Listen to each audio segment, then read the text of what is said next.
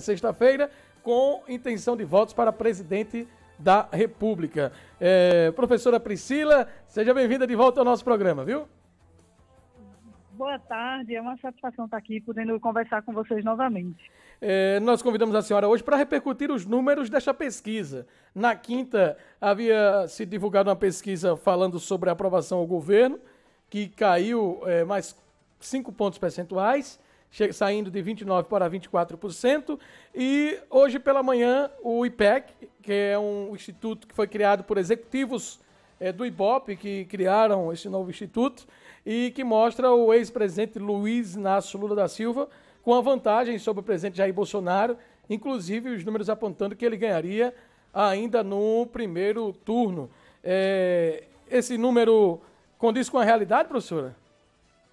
Veja, é importante a gente falar exatamente isso, né? O que é que significa um número como esse? A gente tende, numa pesquisa como essa, a focar nessa questão de intenção de voto, que como é que os institutos fazem essa aferição, né? Uhum. Eles perguntam às pessoas se a eleição fosse hoje e apresentam para os respondentes um cenário de possíveis nomes, isso quando a gente está na estimulada, né? Boa parte desses institutos também faz a espontânea, que é quando ele não apresenta as opções para o eleitor, para a pessoa, e a pessoa responde aquilo que ela lembra, né? O que é que ela acha que vai ser candidato ou que ela votaria se fosse candidato hoje.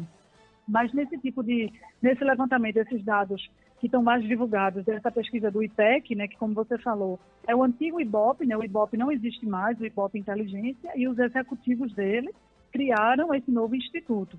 Então, nessa pesquisa foi perguntado, a partir de um cenário de pessoas que já se colocam como pré-candidatos, né, o próprio presidente Jair Bolsonaro, a possibilidade do ex-presidente Lula, mas tem outros nomes também que constam nessa pesquisa, como Ciro Gomes, o governador de São Paulo, João Dória, e o ex-ministro da Saúde, Luiz Henrique Mandetta, que são até agora nomes mais que meio que confirmaram já, né, que vão participar aí da disputa. Então, é uma coisa que dá para a gente pensar duas coisas importantes, tecnicamente falando, de pesquisa. Primeiro, que isso é um retrato do momento, né? É hoje, se a eleição fosse hoje, se os candidatos fossem esses. Isso sem considerar, por exemplo, alianças entre os partidos, considerando que esses candidatos lançariam sua candidatura sem necessariamente firmar alianças com outros partidos e tudo mais.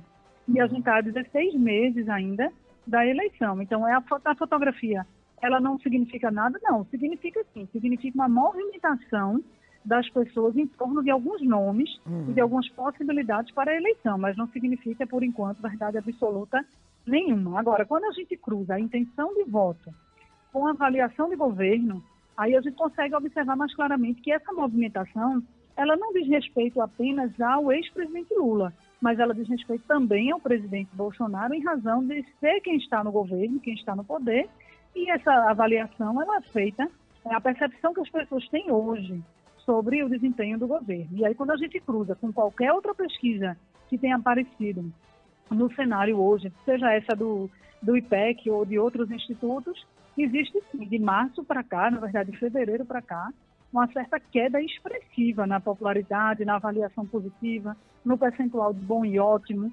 As pessoas consideram o governo Bolsonaro bom e ótimo. Isso tem um declínio muito claro e quando a gente vai estratificando, fica muito perceptível que hoje o governo Bolsonaro enfrenta o seu pior momento em termos de popularidade.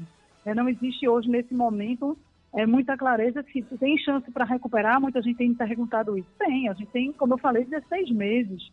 Tem outras variáveis que vão entrar no contexto. Mas, de fato, se a gente for olhar para o que essa pesquisa significa hoje, é isso. Talvez o crescimento das possíveis intenções de voto de Lula, em razão desse declínio de uma aprovação de Bolsonaro. Mas por enquanto é isso que a gente pode, né, interpretar da pesquisa. Professora Priscila Lapa, os apoiadores do presidente Jair Bolsonaro afirmam que isso é só questão de tempo, que quando todo mundo tiver vacinado, a economia fechar o ano em alta, a tendência é que o presidente cresça. Eles atribuem também que esses movimentos de motocicletas, por exemplo, e sempre que Bolsonaro vai, por exemplo, ontem ao Rio Grande do Norte, esses dias esteve, me parece que em Santa Catarina, há sempre uma grande aglomeração de pessoas ali para recebê-lo com festa. E ele sempre faz questão de mostrar isso, até para mostrar que ainda tem uma popularidade. E, por outro lado, há quem diga, inclusive, do risco de, por exemplo, uma terceira via encostar no Jair Bolsonaro. O que é que está mais fácil aí? O presidente recuperar parte dessa rejeição, transformar em aprovação novamente, ou quem está atrás dele se aproximar, professora? Veja, os dois cenários são plausíveis. O que a gente pode dizer dessa percepção dos apoiadores, das pessoas mais ligadas ao presidente, de que ele tem um teto de popularidade, ele tem ali um colchão que amortece essa queda na avaliação dele, isso é um fato também, né, que ele tem ali conseguido manter, e talvez isso explique, né, porque ele direciona boa parte dos seus esforços de discurso, né, de quando ele fala em público, quando ele faz alguns gestos, ele fala para esse público que é cativo dele, e que no momento o que ele busca é não perder apoiadores entre esse grupo que é mais cativo.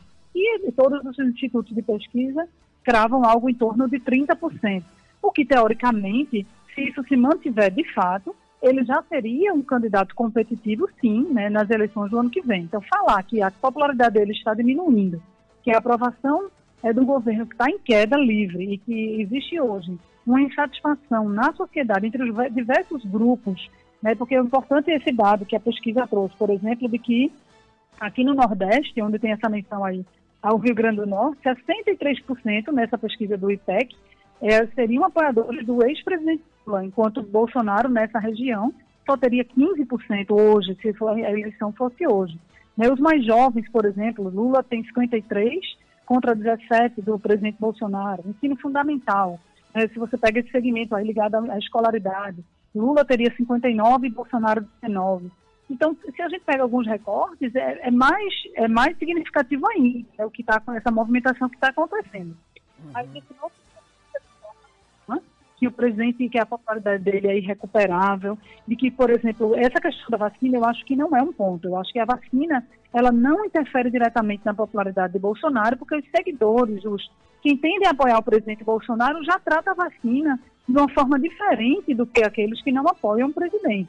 Então, eu acho que o que a vacina pode impulsionar é a retomada da economia, e com a retomada da economia a gente pode, sim, ter uma recuperação de popularidade, talvez não em todos os grupos, mas em alguns segmentos que hoje estão desesperançosos. Agora, para que essa retomada da economia aconteça, tem alguns fatores que têm que estar aí no cenário, além da própria retomada dos investimentos, né, que aí requer um outro nível de eleitorado, quem tem dinheiro para investir no país, a economia precisa também parar de fazer efeitos sobre a base da pirâmide, a inflação corroendo o poder de compra, o desemprego que afeta esse segmento da sociedade. E agora a gente tem aí a iminência dessa crise energética com possibilidade de aumentos expressivos na conta de luz, e isso pode retardar um pouco dessa recuperação econômica. E aí o presidente vai precisar ter uma estratégia para resgatar o voto desses trabalhadores, desse segmento da sociedade que foi muito afetado pela crise econômica. Será que vai ter tempo para isso? Isso só o tempo vai dizer. Então eu acho que o resultado ele nem deve ser entusiasmo, o resultado dessa pesquisa, para dizer que o presidente é carta fora do baralho. Eu acho que definitivamente os dados não mostram isso, mas mostram que ele precisa criar novas estratégias e se direcionar para outros segmentos da sociedade onde ele hoje tem perdido, sim, apoiadores e popularidade. A CPI da Covid, que até então era tido apenas como um mecanismo para desgastar o presidente, recebeu no final ou no início desta semana um ingrediente importante, de acordo com os analistas, que é essa acusação que pesa sobre o governo de uma negociação de uma vacina custando 1000% a mais do que o que é negociado comumente. Inclusive, o servidor lá da saúde afirma que tem documentos, inclusive, do empenho, com notas fiscais, de que já havia sido direcionada a compra dessas vacinas. Isso pode desgastar ainda mais o governo? Sem dúvida, eu acho que isso é um papel que a CPI já cumpriu, né? Eu acho que uma parte dessa visão negativa, de avaliação negativa do governo, tem a ver, sim, com o fato de estar presente no noticiário há mais de mês notícias muito desfavoráveis para o governo. Isso é um fato, isso não ajuda ninguém a recuperar a popularidade, muito pelo contrário. Isso não é uma coisa própria desse momento. Historicamente, sempre que a gente teve CPIs que foram instaladas no Congresso, investigando governos, direcionadas para ações, né, ligadas diretamente ao presidente da República, houve perda de popularidade. Isso não é um fenômeno só de hoje. Agora, esse fato recente ligado à compra dessa vacina indiana e tudo mais, começa a tirar apenas a ideia de que a CPI investiga discursos, né? Porque uma CPI ela precisa de fato concreto. A gente está falando de uma comissão que é regida pela Constituição, que tem um regimento dentro do Senado dizendo como é que ela tem que atuar, quais são os limites dessa atuação. E é uma CPI que até então estava um pouco perdida, tinha essa história de direcionar para os governadores, e pode, não pode, o que é que pode, esses limites todos do que, né, juridicamente se pode fazer, mas que os esforços da CPI se direcionam agora para fatos concretos, porque começa a se formar uma explicação mais concreta para certas escolhas que o governo federal fez. Eu não estou aqui dizendo que necessariamente essa versão aí que o servidor traz, ela é verdadeira, isso cabe aos senadores investigar. Mas vai começando a ganhar pistas de atos oficiais. A gente está falando aqui de um ministério que tem recursos públicos e que tem poder de tomar certas decisões e deixar de tomar outras. E aí, se a CPI começa a trilhar um caminho de sair da investigação sobre o discurso do presidente para ir para a ação de gestores públicos que possam ter tomado decisões equivocadas, ela começa a ganhar áreas de uma concretude para, de fato, responsabilizar não necessariamente o presidente, porque o tempo vai dizer que ele, de fato, é responsabilizável por esses atos, mas responsabilizar quem de direito, servidores, ministros ou qualquer outro integrante que possa, de fato, estar implicado nesses fatos, não necessariamente corrupção, mas omissões, né, o peculato, várias ações aí que juridicamente podem ser enquadradas. A gente torce, sinceramente, eu particularmente torço, para que as coisas não tomem, né, acabem não chegando nesse nível, porque a gente abriria aí, de fato, um precedente grande, colocaria a gente numa situação de uma instabilidade política com maior possibilidade de afastamento de presidente. Eu acho que esse cenário seria muito ruim, levando em conta a pandemia e o período pré-eleitoral. A gente não torce pelo quanto pior, melhor. Mas a gente precisa aguardar e a gente precisa ter a responsabilidade, né, como analista, como profissionais de comunicação, de acompanhar o desdobramento dos fatos, seja contra quem for, seja, né, o importante é o interesse público e esclarecer, porque certas posturas foram tomadas e outras questões estavam aí, né, aparecendo. Não podemos ter medo de enfrentar, né, as situações que a CPI possa vir a revelar. Professora cientista política Priscila Lapa, para quem ligou o rádio agora, nós estamos repercutindo os números da pesquisa divulgada nesta sexta-feira. Vamos falar do ex-presidente Lula. É que o STF, no caso, o ministro Gilmar Mendes, anulou mais 2 sentenças. Na verdade, não anulou a sentença. Ele pôs o Sérgio Moro, juiz que julgou Lula, em caso de suspeição, e pediu para começar do zero novamente mais 2 processos. Um do Instituto Lula e o outro do sítio de Atibaia. Essas decisões recorrentes aí do STF deixam o ex-presidente Lula numa situação mais confortável, professora?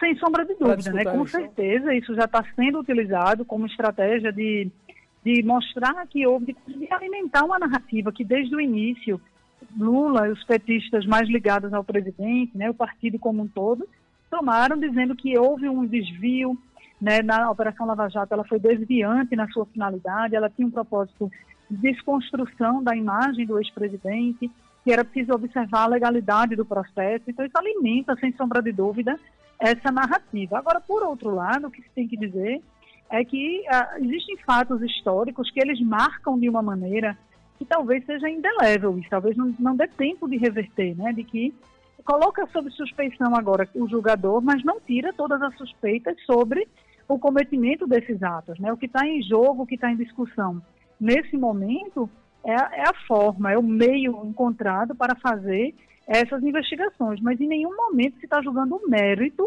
das ações. Existe ainda fortemente a suspeita de que houve. Não é possível que com tantos processos existentes, nada disso tenha nenhum tipo de pertinência. Quem conhece bastidor de política no Brasil sabe que uma conduta totalmente ética, que não possa nada ser utilizado contra si, ela é facilmente, né, detectável. Quando isso não acontece, né, quando existem essas suspeitas e tal, é preciso investigar, é preciso aprofundar. Então, definitivamente o que está em jogo hoje, o que foi discutido foi realmente a forma de fazer a apuração, se houve excesso judicial, se houve erro de processo, mas em nenhum momento se está julgando o mérito em si das ações. É lógico que isso favorece nesse clima de vitória, de que houve realmente de que ele foi inocentado, quando essa interpretação ela é um pouco forçosa, porque ninguém foi inocentado. O que se disse é que quem julgou estava suspeito, foi suspeito na sua atitude, e o processo precisa ser julgado novamente, que pode ser julgado ainda, talvez não todos os processos, mas há tempo de impedi-lo de sair como candidato nas eleições do ano que vem. Por enquanto, é só uma guerra discursiva, né, que ainda vai dar muito o que falar e gerar muita polêmica, né, daqui para o final do processo eleitoral. Para finalizar, professora, então, os números da pesquisa de hoje consolidam essa polarização entre Bolsonaro e Lula, ou ainda há chances de uma terceira via entrar nessa briga? É óbvio que a gente está falando do cenário atual, como a senhora mesmo já disse, ainda temos 16 meses para a eleição, está muito longe daqui para lá, mas esses números consolidam essa disputa acirrada entre esses dois políticos, ou há uma chance ainda de uma terceira via entrar na briga ali? O que a gente pode dizer é que os nomes colocados como terceira via, né, como alternativas a Lula e a Bolsonaro, se mostraram até o momento pouco competitivos. Mas pode estar operando um fator aí de desconhecimento, as pessoas não saberem. É porque a gente que consome o dia a dia, notícias, informações, a gente acha tudo muito natural, a gente conhece os atores, a gente sabe, né, quem é o que nessa história. Mas para a maior parte da população que não acompanha tão de perto, elas nem prestam muita atenção nesse momento, sabe? Assim, o que é que pode vir a ser essa projeção para o ano que vem. Então, existe um fator de desconhecimento dos outros candidatos. Nesse momento, Lula e Bolsonaro ocupam 90% do noticiário político, quando não é uma notícia sobre um, que é manchete dos jornais, é a outra notícia sobre o outro, né? E aí ela está dividindo, né, o espaço aí no noticiário. Então, é difícil para os outros candidatos que não estão fazendo campanha, que não estão tendo o mesmo espaço da mídia, pontuarem na pesquisa na mesma proporção desses dois candidatos. Então, não é impossível ainda que surja um nome que gere um consenso entre aqueles eleitores que não se sentem representados pelo governo, que podem até ter votado em Bolsonaro, mas se decepcionaram, não aprovam a sua conduta na pandemia, da mesma forma que também não querem, de forma nenhuma, a volta do PT ao poder, e principalmente do ex-presidente Lula. Então, pode existir ainda uma desidratação desse percentual de voto de Lula, com o surgimento de um nome que as pessoas enxerguem como alternativo, como também com o derretimento da popularidade do presidente, pode surgir algum herdeiro desses votos também de uma direita mais moderada, de uma direita com um discurso menos extremista, como hoje o Bolsonaro protagoniza. Então, eu acho que é possível ainda. Agora, quanto antes esse nome for construído, né, fortalecido, e chegue na opinião pública como um nome competitivo, mais fácil será essa terceira via se consolidar, se posicionar. Por enquanto, a gente vê muito mais iniciativas individuais, né, do que propriamente projetos de partidos que possam vir realmente a consolidar uma terceira via viável eleitoralmente. Professora Priscila Lapa, nós queremos agradecer a sua participação conosco, muito importante aqui, por aqui o pessoal participando nas redes sociais, depois a gente lê, mas obrigado pela disponibilidade mais uma vez e até o próximo encontro, viu? Até mais, eu que agradeço o espaço. Bom final de semana para todos. Para a senhora também, Priscila Lapa, doutora Priscila Lapa, conversando com os ouvintes do programa Pernambuco no Ar.